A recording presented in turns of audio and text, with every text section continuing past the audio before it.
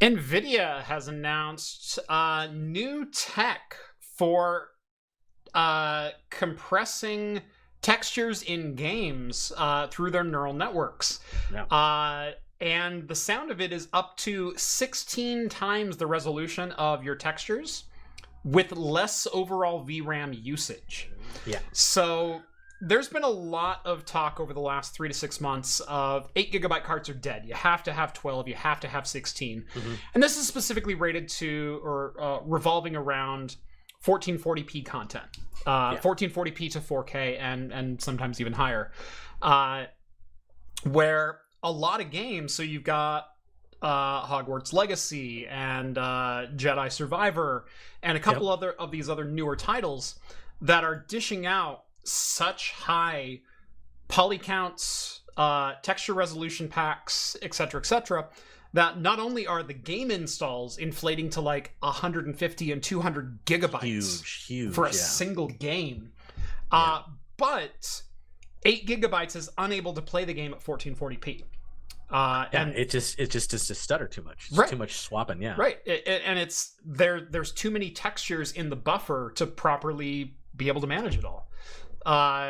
And so there's been a lot of talk that, 8 gigabyte cards are dead.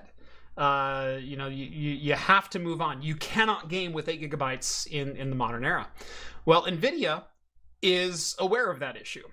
They seem to be aware of that issue on their software side of things, although the fact that they have a 4070 Ti that ships with a max of 12 gigs of RAM and an upcoming 4060 Ti, which is going to ship with either 8 or 16. You'd probably want the 16 one, do you think? Of that tells me they might not be aware of all the issues that are going on. But from a AAA game standpoint, from a compression technique standpoint, this is pretty much good news for everyone, because at the end of the day, this is going to mean less overall storage required, lower memory requirements, and implementation via very accessible APIs in a lot of game engines and texture modeling packages that a lot of developers will already know. Yeah, and just looking at some of the compression, versus the current block compression, which is kind of the traditional way of doing it, the comparisons between that and their way of doing it, very impressive. I mean, you could just look at this picture here. You can see the little circle thing in the middle is kind of smudged and blurry, but in the new the new compression, you can see the cracks, you can see all the other things. Very, very nice. And if you look at the percentage that's compressing, it's doing like at least a 40% more. So here's the numbers. So traditional uncompressed texture, so that's what we're looking at on the right. It's a 4K by 4K image, so 4096 by 4096 pixels, and at a raw uncompressed full color resolution, it's 256 megabytes. Traditional compression at 1024 by 1024 compresses it to 5.3 megabytes. But using Nvidia's 5.3. Or sorry, 5.3. Nvidia's new algorithm, though, they're able to get the same 4096 by 4096 with actually higher detail than the 1024 image at just 3.8 megabytes. And so that's what this image is telling you. And actually, if we take a look at the bottom image here, you can see kind of the depth data as well, where there's so much more contrast around the texture in the image versus it really blurs out in the 1024 old compression, block compression methodology. And this is on an object that's, we're zooming into that. Now, do you need that level of detail in every single game we're going to play? Oh, absolutely not. Probably not. But it's more of a compression demonstration to how well it still preserves the original image and the detail, without without sacrificing space, right?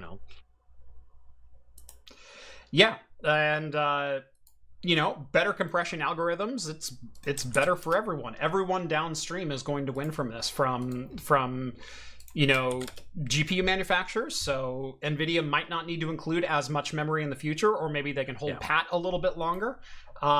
You've got, you know, developers who get better quality products for less resources on the consumer side, which means they can lower the requirements of their games and include more consumers and console releases in their release.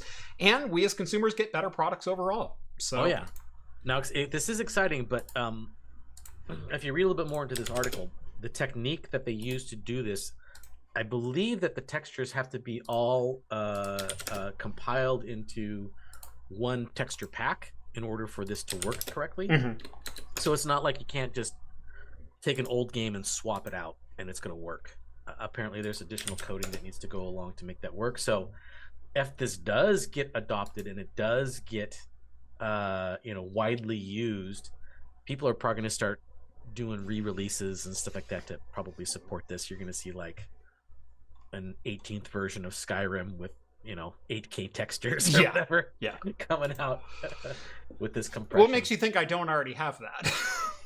Well, I know there was a re-release of like 4K textures, or there's a 4K texture pack for Skyrim that they released. I will say what I'm getting really annoyed with, and the reason I'm more excited about this than I probably should be, is because I am very much I've always been a micro electronic enthusiast of like how much of like big scale technology can we cram into like handheld devices and Palm Pilots and cell phones and things like that. And my problem is as I've gotten into reviewing handheld gaming consoles and micro PCs and things like that, it's so frustrating going to benchmark a game, knowing you're going to run that game at 720p or maybe 1080 in some fringe cases.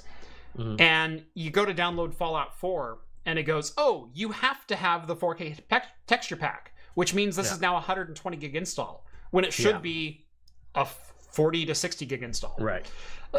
And it's all texture data.